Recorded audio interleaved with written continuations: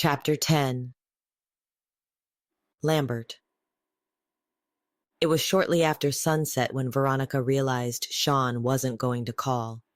She hailed a taxi to Dark Sepulchre. The warm weather seemed to draw the inhabitants from their homes and out to the clubs and bars to enjoy the Minneapolis social nightlife. Before leaving her apartment, the weatherman predicted a slight chance of rain after midnight. Veronica didn't let the meteorologist on the 6 o'clock news deter her invite. The short cab ride felt like hours to her, and she stared at the tiny dots of water collecting on the windows. In her head, she reviewed the different scenarios of what she was going to expect. Maybe it was a trap. Maybe Lambert personally wanted to kill her. Maybe the whole meeting was conjured up by Alexis and Remy to get her where they wanted her. She thought of what Sean said. Maybe going back wasn't her best option. However, this opportunity gave her the chance to question her mother's disappearance, and she accepted the risks. She took a deep breath and exhaled gently. If things didn't go as planned, she had a backup. She patted a small wooden stake concealed in the inside pocket of her brown jacket. She wasn't going into Dark Sepulchre without it. She arrived at a line of club-goers waiting along the wall to get inside. She walked past them all, grabbing the attention of some and receiving a gallant stare from others. She approached the front door and showed the bouncers her invitation. The bouncer handed the invitation back to her. She followed him through the front door, past the black curtain, and into Dark Sepulchre. They cut through crowds of drunken people dancing to the thumping music. The bouncer forcefully pushed people out of the way to create a clear path. They made their way near the coat check in the back corner, and he stopped in front of a black door that slowly swung open. Alexis stood in the doorway, her arms planted firmly on her hips and with her lips extended in a wide grin. "She's expected," the bouncer said to her. He walked away, and Alexis continued to stare at him until he disappeared into the crowd. Feeling better? She flicked her long black ponytail to her back. Her short black miniskirt and a small t-shirt showed off her curvaceous figure. Small scars covered her upper chest and her arms. "We haven't been formally introduced." She held out her hand. "No, we haven't," Veronica replied. Alexis paused, her handshake completely ignored. "I'm sorry about that." She sniffed around her face. Veronica stepped back. "You smell sweet." Her eyes fluttered in response. Veronica watched Alexis catch herself by stepping back. "Sorry, the urge to sink my teeth into your flesh is a little too strong to handle." Discomposed, Veronica covered her neck. "I guess I'm nothing but just a meal with legs to you." "Somewhat. You're Little Miss Untouchable. For now." Veronica adjusted her jacket, and in a quick second, Alexis sighted a circular tip of a wooden object. "What's this?" Her movement was quick, and she reached for her jacket, pulling out the wooden stake. "Wouldn't want you to hurt yourself." She analyzed the sharp piece of wood before tossing it aside. Veronica kept note that her movements were quick, just like she was a demon. "Well," Alexis rubbed the corners of her mouth in an unhurried motion, "I wouldn't mind seeing a little blood here and there." Her eyes drifted to the darkened balcony above. "He might, though." She turned and began walking, disappearing into the dark hallway. Veronica wasn't eager to follow her. She felt Alexis's distaste for her, and it thickened the air around her. But she couldn't ignore the moment and her need to take it. "For Mom," she thought as she stepped into the shadowed hallway. "This way, researcher." Alexis turned and motioned for her to follow. Veronica held her arms to the side, using the walls as her guide. The dark foyer gave off an odor of iron. The smooth walls rubbed against her fingertips. The little information she obtained from the Brotherhood about vampires didn't mention anything about what to expect when a researcher finds themselves in the presence of a vampire. She knew that Deamhan relished in torture chambers and bloodbaths. Maybe vampires did too. Her eyes slowed to focus, and she was able to distinguish the outline of Alexis's body in front of her. Ahead, a loose hanging bulb from the low ceiling flickered. The path split into 2 flights of stairs. One headed up to a red-lit hallway, and the other down into obscurity. This way. Alexis ascended the stairs. Our private rooms are down those stairs. Private rooms or torture chambers? Alexis turned and snickered. Private rooms. They reached the top steps. A red incandescent light now brightened the hallway. A long red carpet covered the floor. Along the walls, painted pictures of landscapes and people hung in perfect symmetry. Veronica looked at small, circular red sofas positioned in the middle of the hallway. The faint thumping of music vibrated the walls. Again, Alexis motioned her to follow. The area had an elegant vibe compared to the chaos happening below. Apparently, Lambert was a sophisticated vamp. Where are we going? Now feeling undaunted, she questioned their route. Here. Alexis approached a thick brown door decorated in carved circular etchings resembling ancient calligraphy. She knocked, then turned the knob slowly. She pushed the door open and stood aside, allowing Veronica to enter. The flames of white candles stationed on wooden ledges throughout the room gave the space a disenchanted glow. The air smelled of Indian incense. An immense glass window towered over the dance floor with a thick red curtain draped over its edges. A glass bowl filled with grapes sat on a glass table arranged between 2 black leather couches covered in red and blue velvet pillows. A black curtain blocked the far wall of the room. Veronica awed at the room's splendor.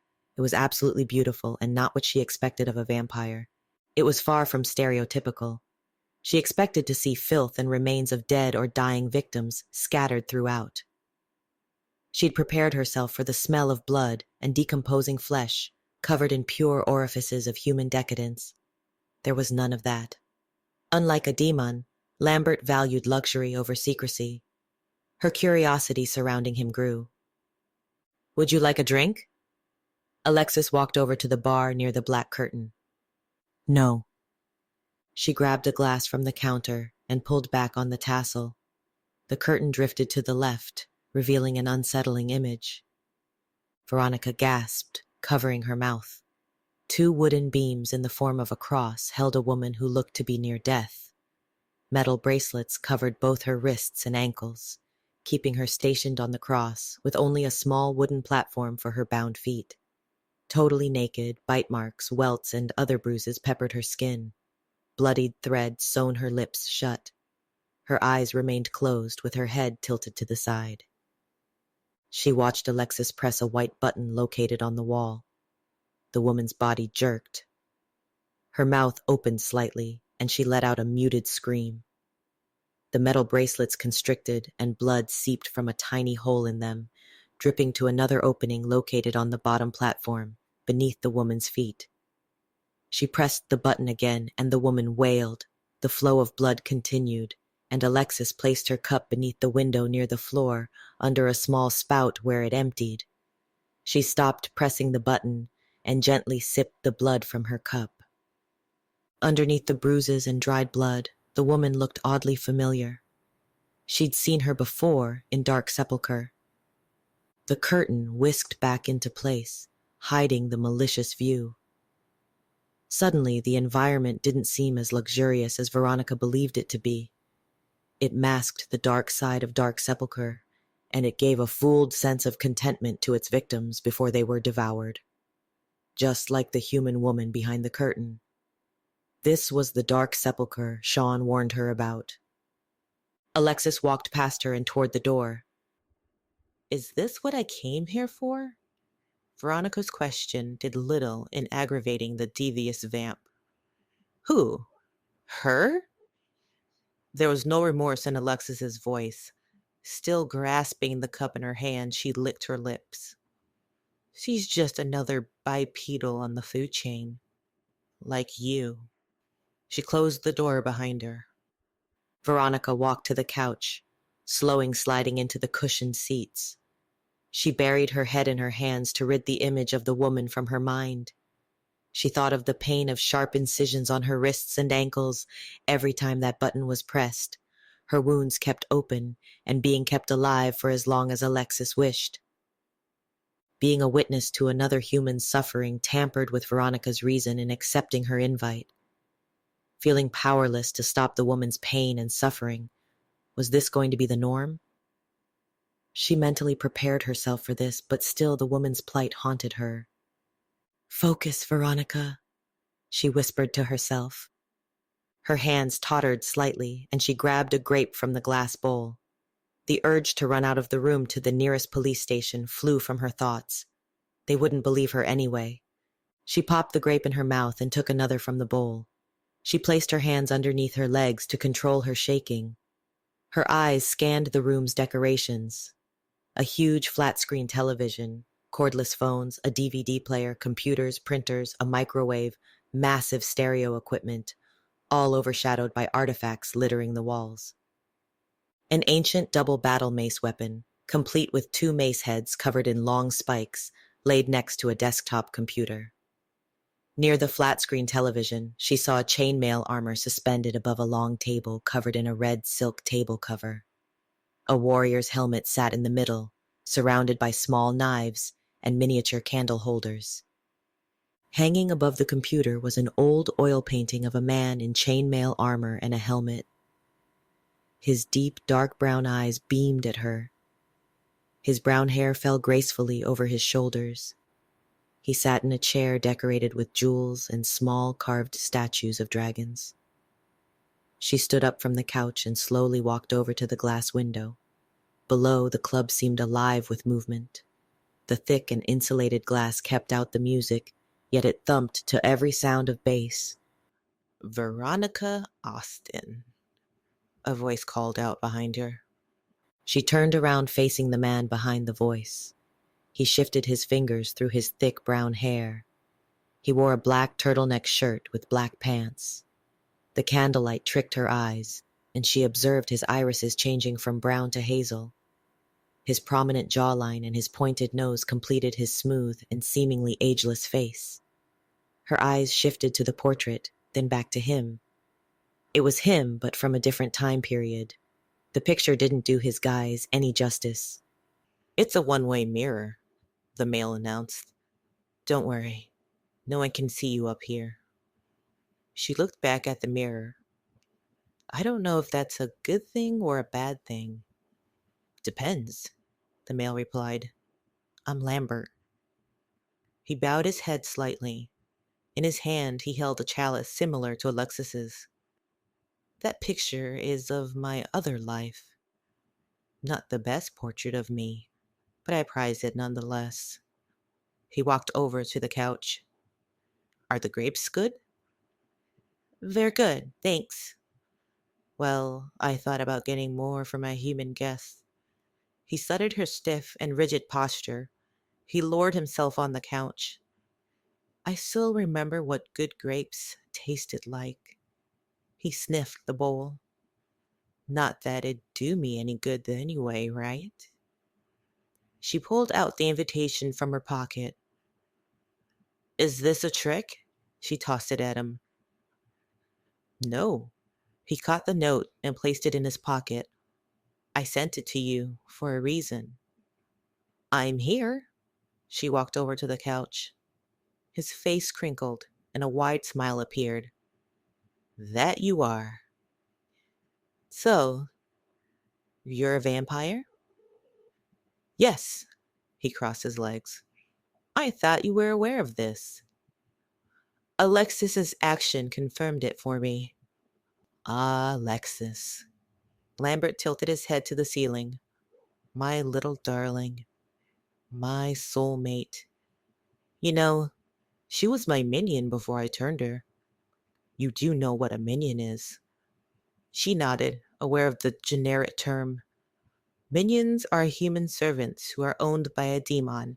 But you're not a demon, you're a vampire." "True, but I couldn't pass up the need for a minion of my own." What the Brotherhood knew of minions, Sean passed on to Veronica. She knew them to be extremely dangerous, but very useful to the Deamhan. Like servants, they did whatever their Deamhan owners wanted them to do. They ran errands, watched other minions, and kept tabs on researchers in the city. Some went as far as killing for their owners, with the promise of being sired after years of loyal service. Their numbers increased in recent years due to the overwhelming popularization of the vampire in American culture. They jumped at the chance at becoming immortal, even if it meant killing other humans. I think the dictum prohibited human servants unless it was necessary for the survival of their species. I'm a vampire. I don't care for the dictum. He waved at her reply. And apparently, they don't either. Please, sit. She lowered herself on the couch across from him. I love the term minion. I wouldn't call her that to her face. She'd stake me. He waved. But enough about my darling. What about you, researcher? I'm not a researcher. I've attempted to make that clear. Not everyone thinks so. You successfully hid your thoughts from Remy. No human affiliated with the Brotherhood is able to do that. And you came here armed with a stake. It was for my own protection. What if you missed the heart to the demon? Do you trust your aim, researcher? You know, I don't have to aim for their heart to incapacitate them. But as for a vampire... He stared at her and tilted his head slightly. Something you learned from that obstructive organization you claim you aren't a part of? He pushed the bowl of grapes toward her. Did they teach you how to lie as well? I'm not lying, she replied in a raised voice. He pushed her into a position that she didn't want to be in. Instead of interviewing him, he was interrogating her. Yet you know things that most humans don't know. He stood to his feet and walked over to the black curtain. Before he pulled the castle back, Veronica said in a shaky voice, "Please." He smiled innocently. "Please? Do you have to do that now?" "Do what?" "Eat." He dropped the tassel. "No, I guess not." He paced back to the couch.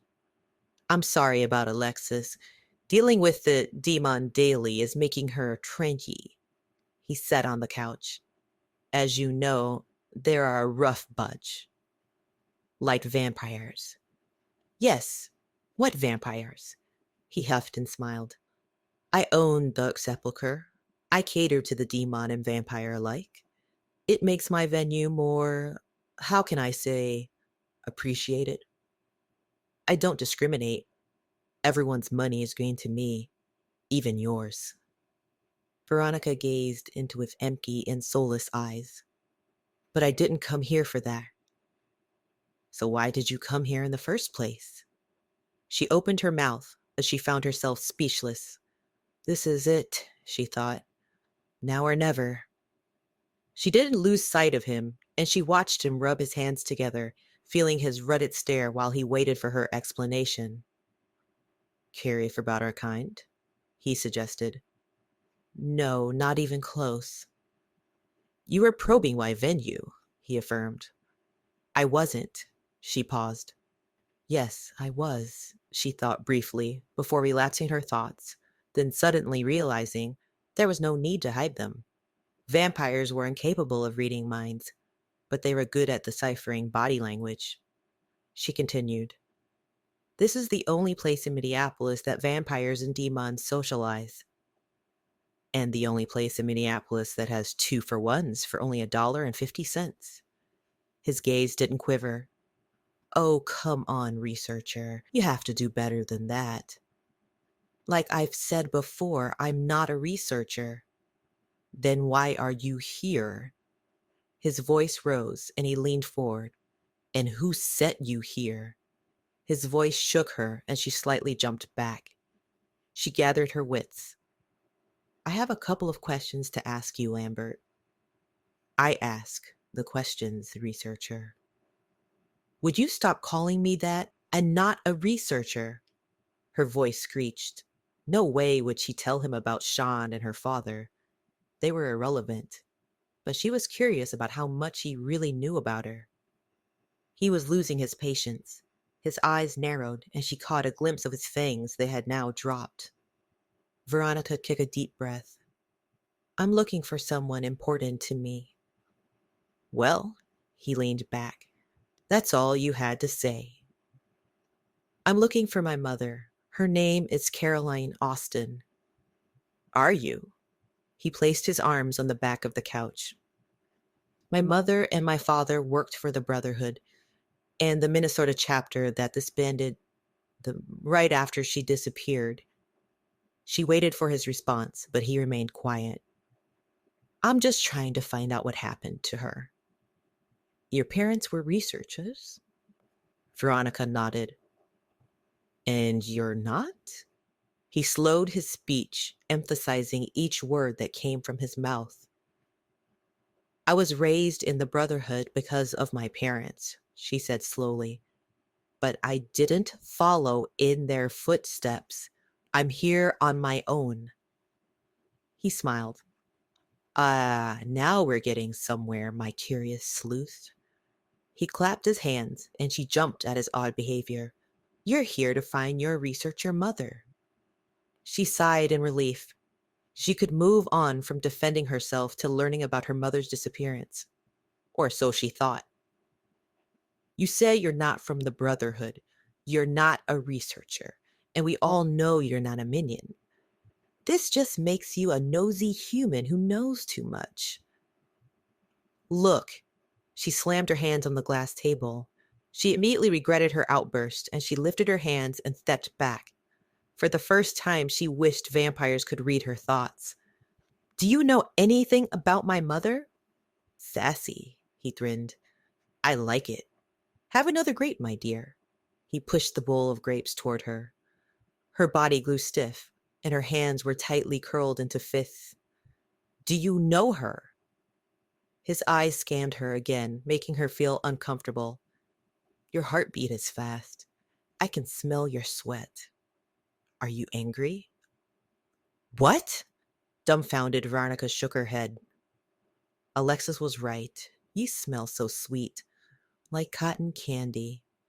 He smiled, and this time his fangs showed. Please, eat.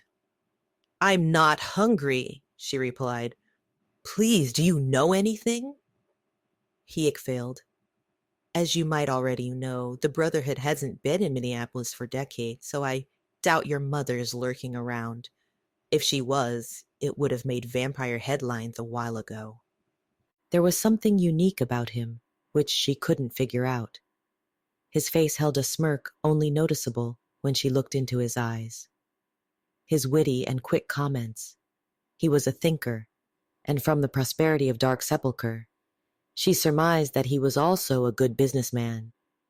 She couldn't believe he didn't know anything about her mother.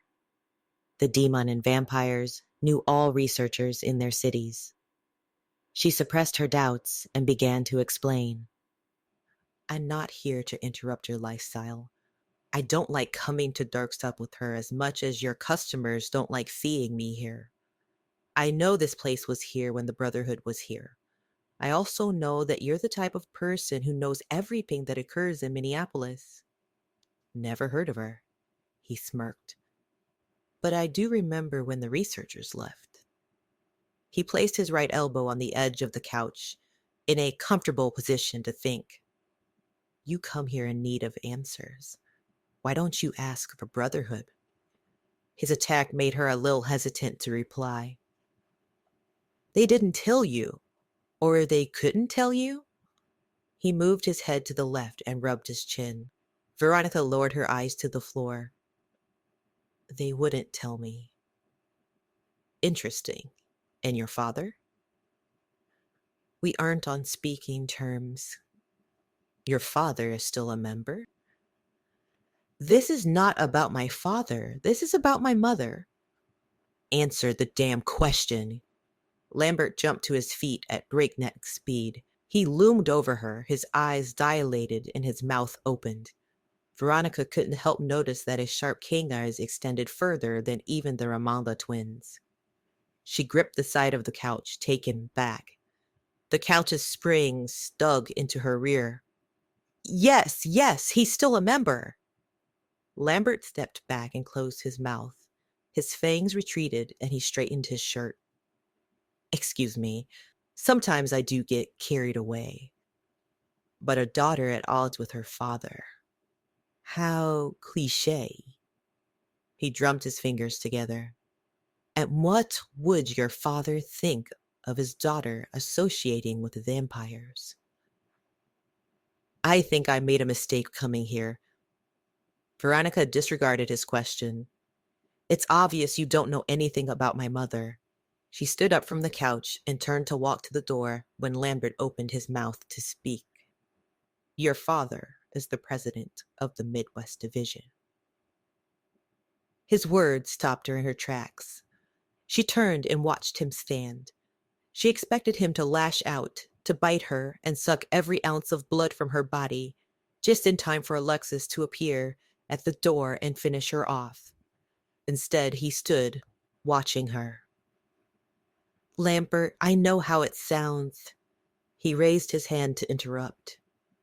I do admire your courage to waltz into my venue and start digging for info, but I suggest you question your father about such matters. I can't. I suggest you find a way. I wouldn't be here if there was another way. There is always another way. He approached her. You don't know the resources your father has at his disposal. He threw his head back in an ear-splitting laughter, which caught her off guard. Oh, my dear, you really don't know much, do you? Apparently I don't, she said. He reached out his hand to touch her cheek, and she moved back. Humans are so cocky these days. He lowered his hand. And so clueless. You'd make a great vampire. I can see you committing many talented atrocities. I don't have a desire to become a vampire. A moment alone with me and I'll have you begging me to be your maker. No thank you. She held her ground, refusing to show any signs of fear. Vampires craved it. So did Deamhan. Are you just gonna keep on trying to scare me? Or are you going to tell me what you know? Lambert's lips stretched into a wide grin. Sure. Have you heard of a demon by the name of Lucius? The name didn't sound familiar to her. He was the oldest living who got to Minneapolis during the time their parents were in the city. He kept order and made sure that all Deamhan followed the decretum. He disappeared around the time the chapter left. Most Deamhan believed he was murdered by his offspring, Kai. His eyes began to dance in excitement while he continued the story. And many Deamhan believed the Brotherhood was involved. His offspring is now the most hated and dangerous Lugat in the city. Shah didn't mention anything about Lucius and Kai to her, and the documents he provided her didn't mention him at all. Her eyes lit up to the new information, but she didn't know what they meant in regards to her mother's disappearance. How do I know you're just not making this up? She questioned him. You don't. He held out his hands in front of him as if he waited for her to embrace him. But if I'm lying, strike me down. I'll keep that in mind. Is this Kai person still in Minneapolis? That bastard never left. He rolled his eyes in disgust. Can't blame him. Can you imagine your reputation if you killed your all-powerful sire? Lucius wasn't any demon. He was one of the oldest on this continent. He was an ancient. He was respected. An ancient? Ancients didn't live in Minneapolis. Why would they? She continued her questioning. Why would they believe the Brotherhood had anything to do with it? Rambert gave her a look of suspicion. Are you defending them? She quickly replied no. She couldn't defend an organization that didn't explain why they left the city without her mother, an organization that claimed to know nothing. Now she knew why things became unstable when they left. It didn't match the story her father told her and what Sean was telling her. Lucius was no ordinary demon. He ruled the lookout and the figgy with an iron fist. He kept other demon in line. No demon and vampire were strong enough to take him out. Lambert paused. But a demon with the backing of the Brotherhood. So you're telling me that my father worked with Kai to kill Lucius? Your father's organization placed that lunatic on a pedestal, he sneered. Why? No one knows. Now Kai summons his gatherings for the riffraff who slither from their dens. He kills any demon, vampire, or human who stands in his way. He burns sanctuaries for his own pleasure. He's violent and uncontrollable. He paused again. Don't get me wrong. I like a little violence in my life, but they're treating unwanted attention, and that's the last thing we vampires and demon need from the humans. Veronica found his descriptions of Kai antipathetic and full of distaste. He hated him more than he hated her being inside Bark's sepulcher. What kind of benefit would the Brotherhood get for helping Kai? He shrugged. Again, that's a question you should ask your father. What I do know is that Lucius is gone and Kai rules in his place. She didn't know if Lucius or Kai had anything to do with her mother's disappearance, but it had to be of some importance if Lambert was telling her. What he told her didn't seem far from the truth, and if what he said was true, and she trusted him as much as she trusted her father, it exposed a level of the Brotherhood her father purposely hid from her. She whispered, So where can I find Kai? You don't want to find Kai, Lambert said. Believe me, human, you don't. A rush of unwanted adrenaline pumped through her, increasing with anger toward her father. She wanted Lambert to tell her more. I'm not leaving Minneapolis until I know what happened to my mother, and if I have to find Kai to get answers, then I have to look for him. Lambert shook his head. Stubborn human. His eyes drifted from amusement to annoyance. You wouldn't survive another week looking for Kai. Your protection status won't help you. Protected. It was the second time she heard that word. She didn't know exactly what it meant. She heard a loud grumble echo from his stomach. He walked over to the table, grabbing a cup, and he continued to the window. He glared at the crowd below. Go, and don't come back. What? Go, and don't come back, he repeated. Your protection can only take you so far. She approached him. I keep hearing that I'm protected. What does that mean? It means exactly what it means. He patted his toned stomach. Now, if you'll excuse me, I'm hungry. She gulped loud enough for the noise to echo. She knew the vampires became extremely unpredictable when it came down to a good, easy meal. If he attacked her, she'd know how to deal with it. But there wasn't any sunlight around, nor any sharp objects. She missed her steak. He grabbed a bottle of bourbon from behind the desk. He poured himself a shot and he quickly downed it. Like Deamhan, vampires were capable of consuming liquids and digesting human food, opting for regurgitating it later. Alcoholic beverages proved necessary for the vamps who liked being in a drunken state, even if the effect was not as potent as it would be in humans. Relax, Lambert said, in an impatient voice. You're not dinner. He looked at the black curtain. Is it because I'm protected and that you can't hurt me? She questioned again. You wouldn't be protected if you didn't belong to anyone. He slightly turned his head over his shoulder. Someone, a demon, has claimed you as their own. But I don't belong to anybody. He raised his hand to interrupt her. Be careful where you tread, my dear. He slowly lowered his hand. It would be wise to belong to somebody in this city, especially if you place yourself in their world. And even so, being protected doesn't mean much. He walked over to the curtain. if Kai wanted to, he'd have his followers kill you. His voice was deafening to her ears. With every step he took, his voice grew louder and filled with anger. He kills without remorse. He bathes in tubs of blood and flesh. He stopped for a moment and thought, that sounds pleasing. A bloody bubble bath. He quickly returned to a statement. He'll kill you on sight, or maybe make you his bitch. He stopped in his tracks, his eyes had brightened, and he balled his fists, breathing deeply. Now, what kind of morals would I have if I just told you where you can find him? It's like signing your death warrant. His voice seemed cold as ice.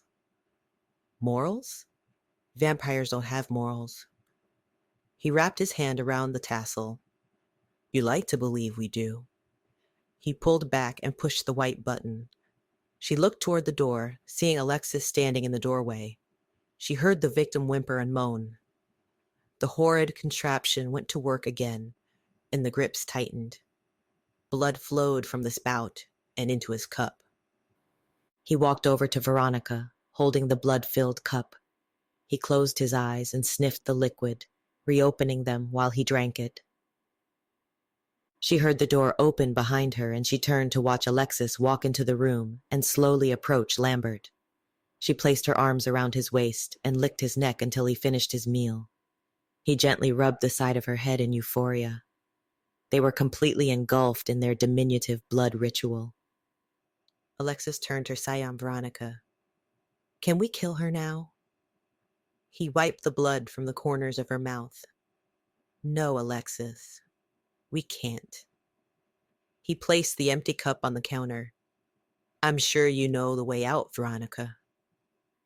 She didn't wait and hurried out of the room and down the hallway, repeatedly looking back. She watched Lambert grip Alexis in a kiss of extreme passion. He embedded his fingernails into her back and slowly began to scratch, drawing blood. She moaned, letting her head drop back freely. He brought his nails up to his mouth, sucking the thick, rich blood from them. He locked eyes with Veronica as she glanced back from the hallway. He grasped Alexis again, biting into her neck with such force that her legs became flaccid and he became her only support to stand.